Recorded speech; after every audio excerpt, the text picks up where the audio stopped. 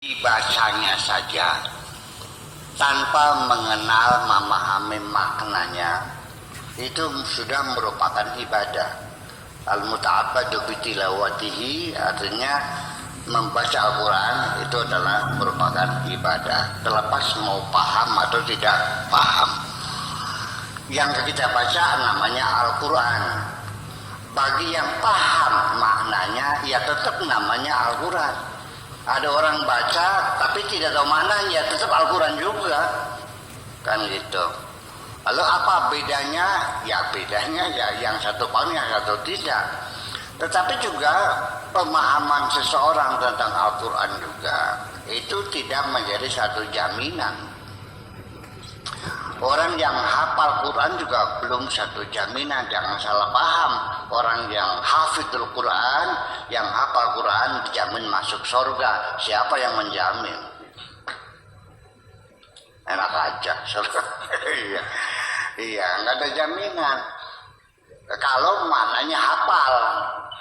Tetapi kalau hafid itu maknanya ngerasa, menjaga, merawat moralitasnya berdasarkan moral Al-Quran, nah itu saya percaya dijamin masuk surga. Kalau hafidnya itu namanya merawat. Kalau hafal ya tidak juga. Banyak orang hafal Quran, senegol gurunya juga hafal Quran kok. Orientalis Belanda yang di tempat Indonesia juga hafal Quran.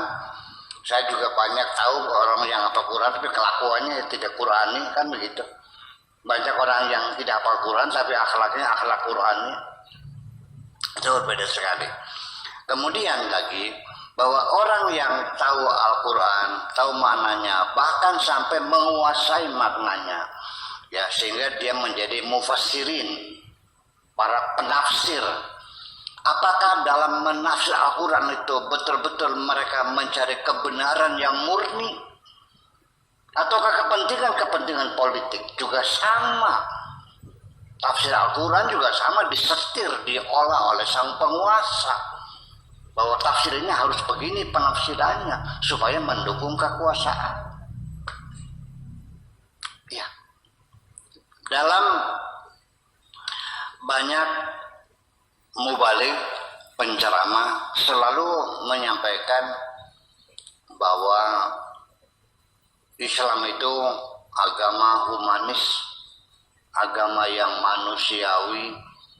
Wa ma arsalnaka illa rahmatan lil alamin. Innama bu'itsu liutammima makarimal akhlaq. Dan banyak lagi Al-Quran yang menyatakan luar biasa bahwa Islam adalah umat yang mengenal peradaban, menjunjung tinggi kerjasama antar manusia, ya kan gitu.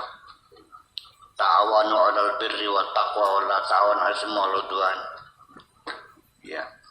Inna akramakum indallahi atqakum dan sebagainya. Itu ayat-ayat damai, ayat-ayat kerjasama dunia. Ternyata di kitab tafsirnya ada, di tafsir At-Tabari mengatakan bahwa kerjasama itu bukan kerjasama dengan bangsa-bangsa dunia, tapi kerjasama sesama umat Islam. Diputar lagi masalah itu tafsir begitu. Dan sudah pernah saya konfirmasikan dengan Pak Quraisy Shihab waktu itu. Apa jawab Pak Quraisy Shihab? Ya Anda lebih tahu dari saya. Ya udah kalau dia bisa lebih tahu. Ya kan seperti itu. Jadi jangan dikira bahwa Anda jangan kecil hati ketika tidak paham mana Al-Quran.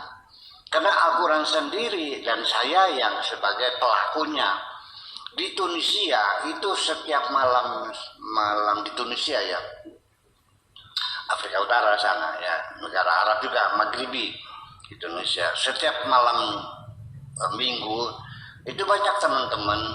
Ada yang dokter gigi, ada dokter umum, ada dokter spesialis, ada notaris, ya, ada pengusaha, ada pedagang, macam-macam lah datang ke rumah sambil bawa Al-Quran. Ya mereka bisa baca, ya, yang mananya ya 90% lah paham lah mana mufrodatnya itu.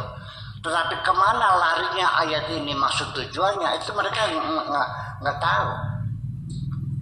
Sampai ada di antara mereka yang mengatakan dalam surat Al-Hamzah. Mangim, ada nggak surat Al-Hamzah?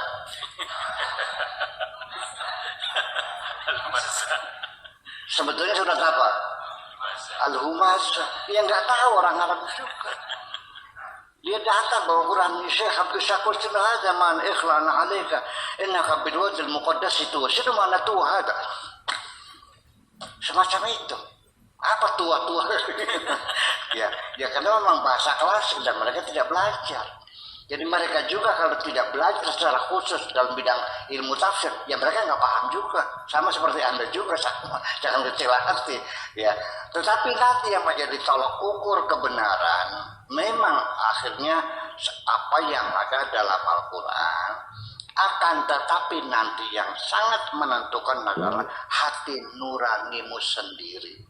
Makanya saya pernah mengatakan kepada Bang Tejo ya, Sujewo Tejo ya, dia seringkali kelabakan ketika berargumentasi dengan seseorang, lalu ditanya dalilnya, dia nggak tahu dalilnya, jadi merasa kecil hati juga. Saya bilang, Bang Tejo nggak usah kecil hati, silakan Anda bicara saja sebanyak-banyaknya, selagi apa yang Anda bicarakan keluar dari hati nuranimu, ya nggak usah takut. Nanti saya akan menghadirkan dalil-dalilnya, ada semuanya. Asalkan keluar dari hati nurani, karena Al-Quran sesungguhnya adalah hati nurani juga. Terima kasih, kita aja kira-kira.